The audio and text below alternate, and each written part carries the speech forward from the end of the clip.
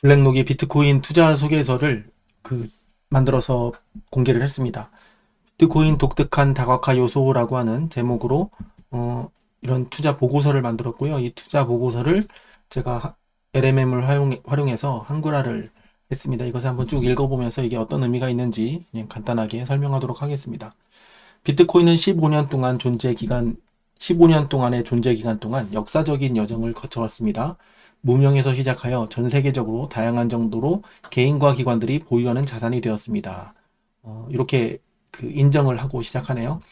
블랙락의 첫 번째 비트코인 관련 고객 상품은 2022년에 출시되었지만 그 이전 몇 년은 우리에게 중요한 연구, 모니터링, 고객 참여의 기간이었습니다.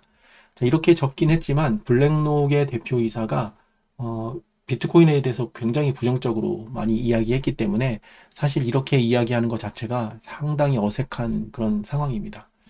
자, 수탁자로서 여기 이제 이 키워드가 중요하죠. 현재 블록락은 ETF를 운영하는 수탁자입니다. 그러니까 이 블랙록이 비트코인에 대한 보고서를 냈다라는 것, 그리고 이 보고서에서 이야기하고 있는 비트코인의 성격을 우리는 이해하면 되는 것이지, 비트코인이 운영하는 ETF를 구입해서 이 수탁자로 하여금 나의 비트코인을 대신 저장하거나 관리하도록 하면 안 된다라는 것을 이 단어를 통해서 우리는 배울 수 있을 것입니다. 자, 우리는 고객들의 개별적인 요구를 충족시키기 위해서 접근성과 선택권을 제공하고자 합니다. 다른 자산 클래스와 마찬가지로 이게 자산으로 인정하고 있죠. 네, 자산으로 인정하고 있고, 고객들이 접근성에 대한 필요를 표현할 때 우리는 더 많은 투자 옵션을 제공하기 위해 노력합니다. 라고 되어 있습니다. 그래서 투자 옵션이라고 하는 것이 이제 ETF를 시작으로 여러 가지 금융상품이 만들어질 거라는 그런 이야기를 하고 있는 것 같습니다. 자, 여기서 또 하나 주의해야 될 것은 블랙록과 같은 이런 자산 운용사는 비트코인을 돈이라고, 그러니까 달러의 대척점, 달러를 대체하는 달러의 어떤 역할을 하는 그런 식으로 표현을 하지 않습니다. 왜 그러냐면 그렇게 되면 국가의 통제를 받는 자산 운용사에 문제가 되기 때문에 철저하게 자산으로 보는 그런 관점이 있다는 것을 알아두시면 좋겠습니다. 자, 그래서 비트코인이 자산이냐 돈이냐 이 문제에서 관점에 따라서 여러 가지 해석이 나올 수 있을 것 같은데요. 뭐 최근에 세일러와 사이페딘 아모딘인가요? 그 둘이서 얘기할 때도 이 세일러는 자산의 성격으로 표현을 하고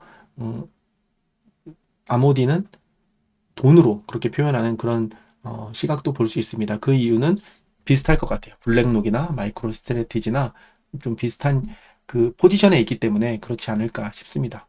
비슷한 포지션이라기보다는 정부의 통제를 받고 기업을 운영해야 되는 그런 한계가 있음을 여기서도 알 수 있습니다. 그래서 자산으로 보느냐 돈으로 보느냐에 대한 중요한 갈림길이 생기는데, 블랙록과 같은 이런 그 전통 금융 투자 회사가 새로운 자산군으로 비트코인을 선택했다라는 것은 의미가 있지만 이것을 자산으로 보고 이것을 관리해 줄게라는 그런 관점이 있다라는 것을 꼭 기억하시면 좋겠습니다.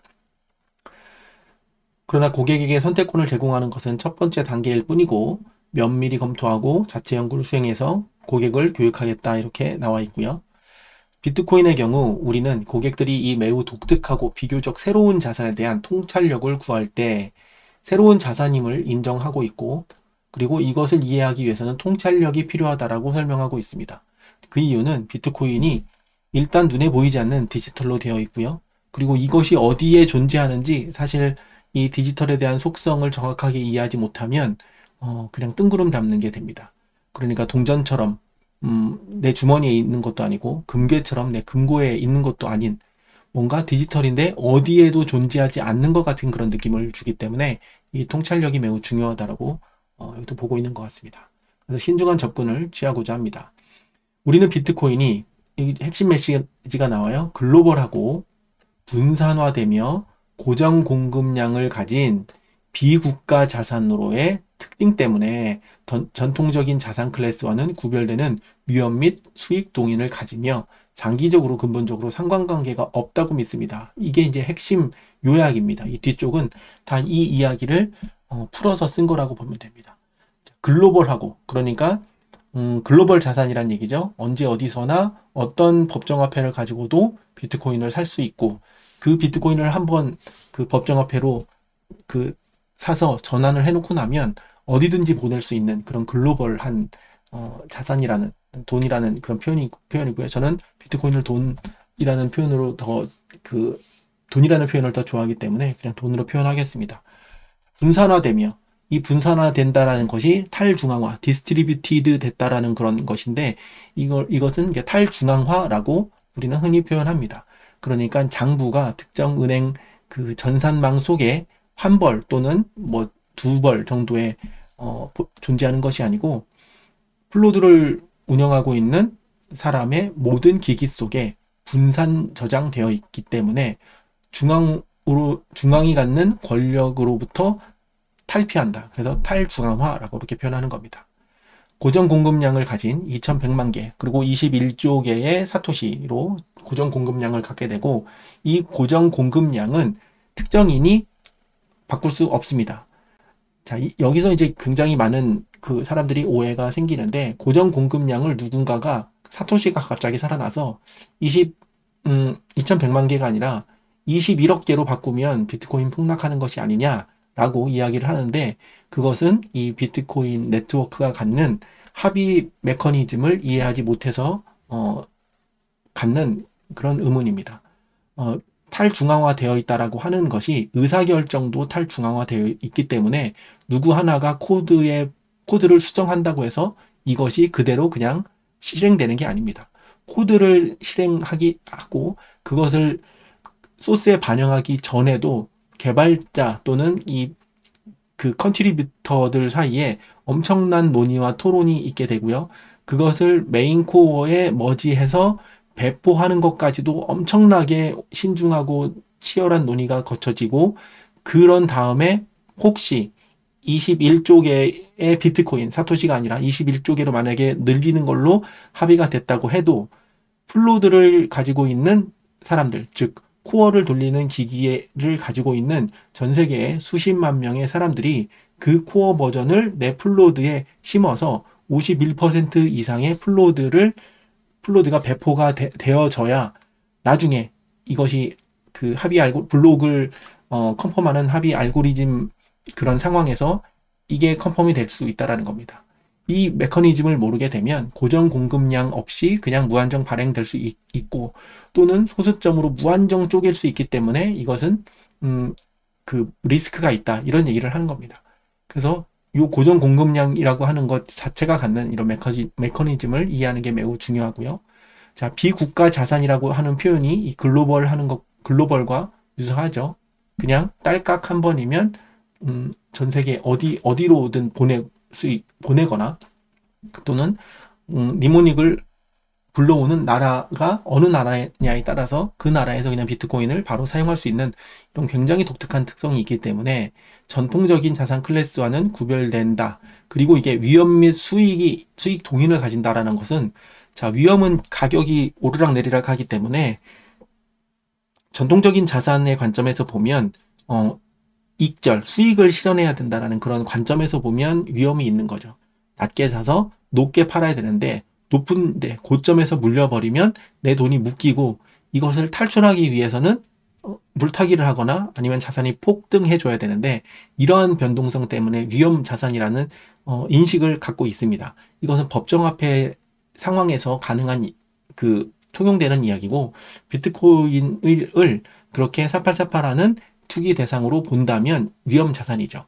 하지만 그냥 10년 정도의 긴 암묵을 가지고 DCA를 하거나 왕창 사서 그냥 묵혀둔다, 잊고 산다면 이것은 위험 자산이 아니라 장기적으로는 굉장히 상관관계가, 이런 다른 그 전통적인 자산과 관계없는 그런 수익을 낼 수 있다라는 이야기를 이 짧은 문장 안에 다 내포하고 있다라고 보시면 될 것 같습니다.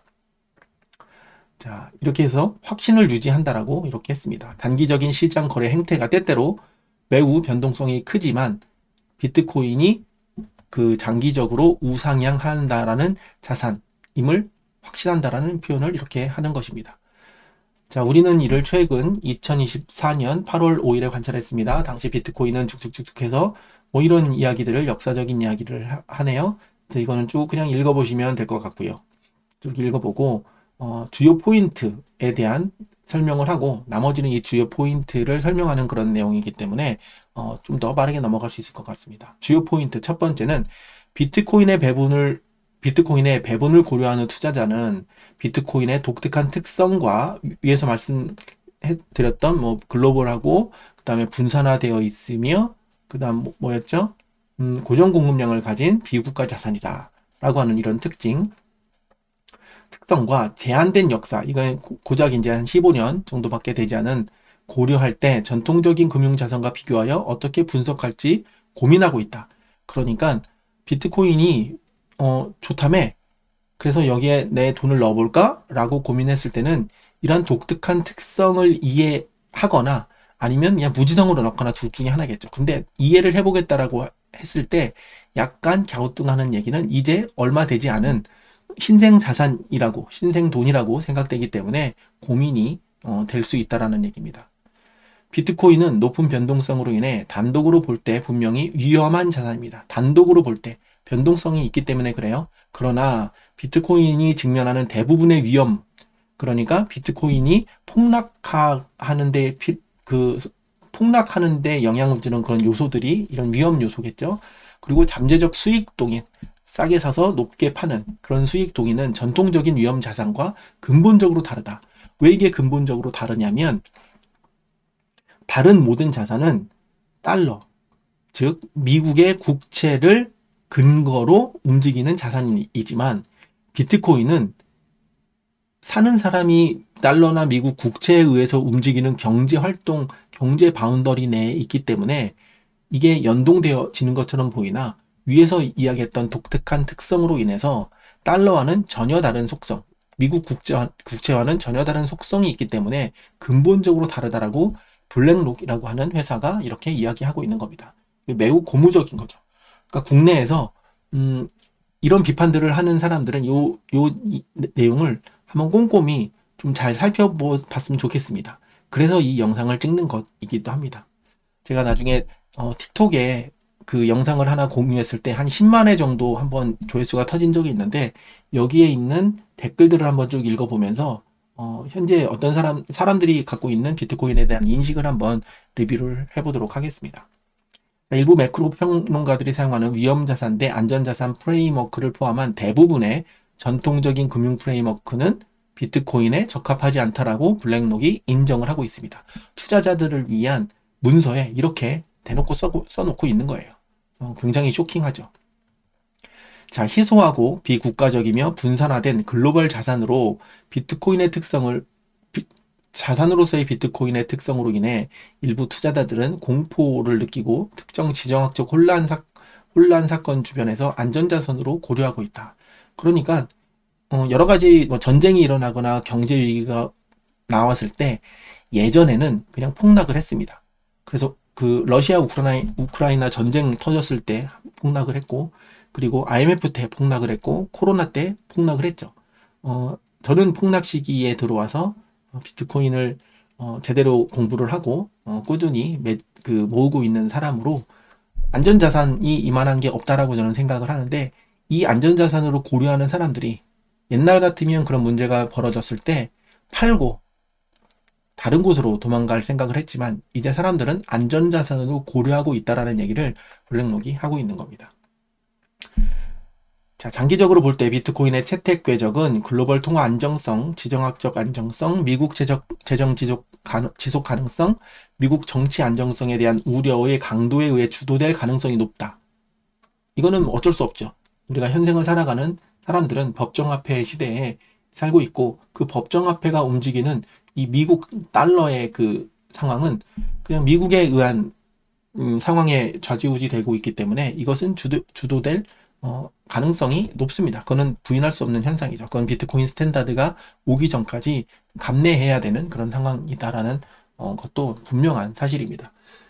그러니까 비판하는 사람들이 지금 이런 상황이 있는데 비트코인은 무슨 놈의 비트코인이냐라고 이야기하는 것은 이것은 그냥 현재 상황에서 그런 것이고요.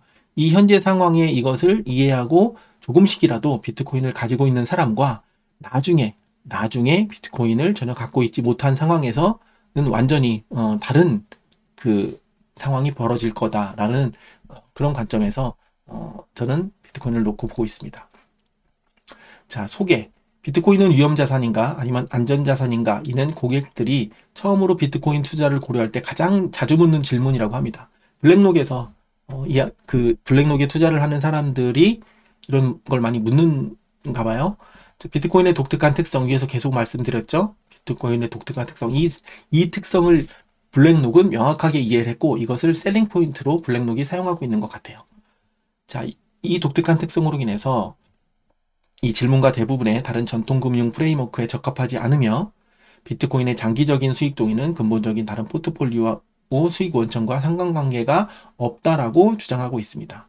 비트코인은 변동성이 크고 주식과 단기적인 공동 움직임을 보이는 에피소드가 있지만 여기 보면 미국 달러 실질 금리와 유동성 급격한 변화 시기에는 이렇게 같이 움직이는 그런 상황이 있지만 주식 및 채권과의 장기적인 상관관계는 낮았고 비트코인의 분석에 의한 겁니다. 이건 누군가가 주장하는 게 아니라 수많은 그 똑똑한 사람들이 금융공학 등등과 같은 여러 가지 기법을 이용해서 계산을 해보니까 상관관계가 낮았다라고 나름 결론을 내린 겁니다. 공식화한 거예요. 장기적인 역사적 수익률은 모든 주요 자산 클래스보다 훨씬 높았습니다. 라고 표현하고 있습니다.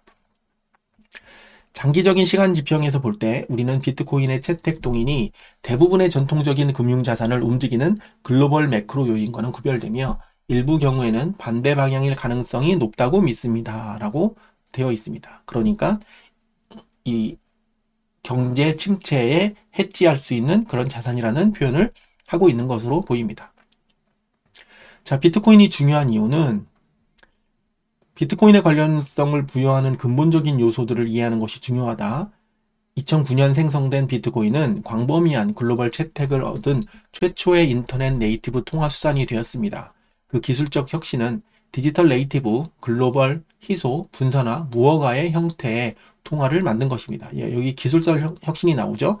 디지털 네이티브, 눈에 보이지 않아요. 글로벌, 전 세계에서 유통될 수 있죠. 희소, 2100만 개 BTC밖에 없죠. 21쪽의 사토시, 이렇게 앞으로는 뭐 표현해도 괜찮겠습니다.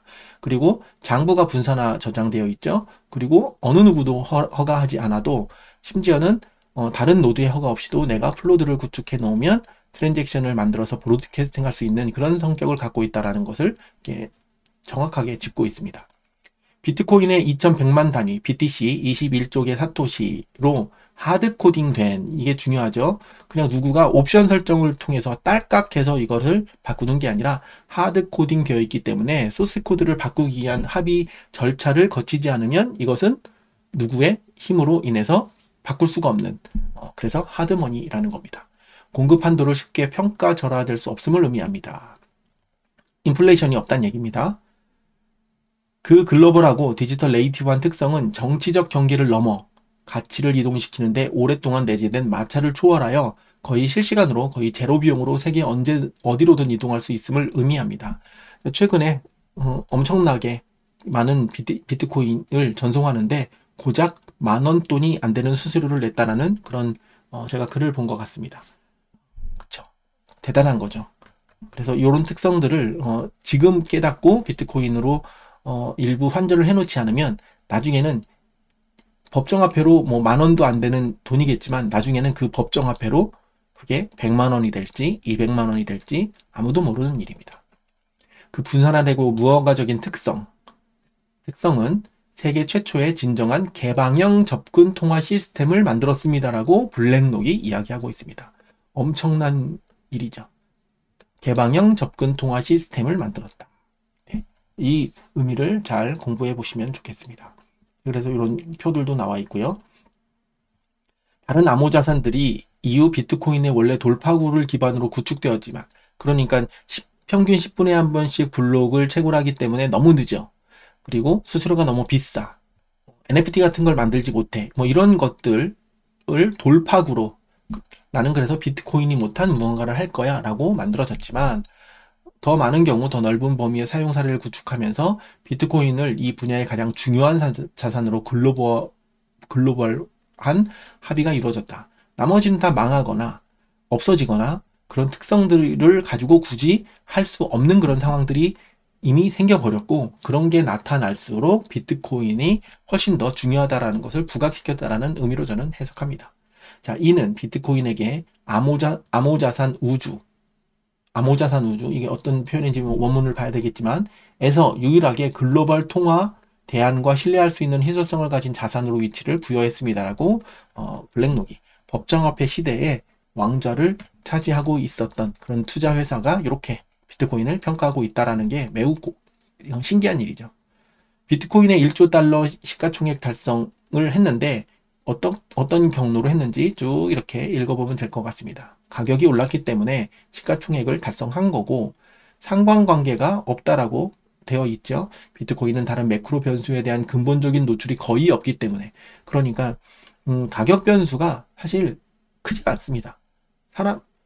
어떤 영향을 예전에는 많이 받았지만, 가격에 영향을 주는 어떤 그 주변 환경의 그런 변수들이 거의 없다시피 하기 때문에 주식 및 다른 위험자산과 장기적인 평균 상관관계가 낮다라고 블록락은 분석하고 있습니다.